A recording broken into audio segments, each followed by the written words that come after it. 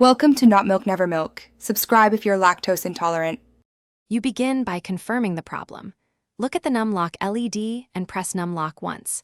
This immediate input rules out simple toggles. Once done, plug in a known good USB keyboard to determine whether your original keyboard is faulty. Make sure to open the on-screen keyboard in your OS and press numlock there. If the OSK changes state, the issue is hardware or driver-related rather than an application problem. You now address software and firmware. Open ease of access and confirm numeric keypad isn't remapped by accessibility settings.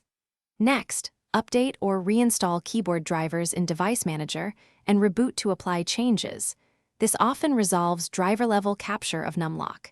If you're on a laptop, check the FN lock behavior and reboot into BIOS or UEFI to ensure numlock at boot is enabled, because BIOS level defaults override the OS and explain persistent off states. You finish by making the change persistent.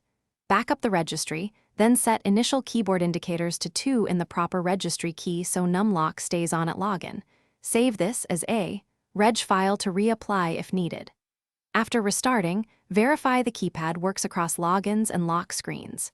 If things go wrong, try a different keyboard and boot into safe mode to isolate drivers.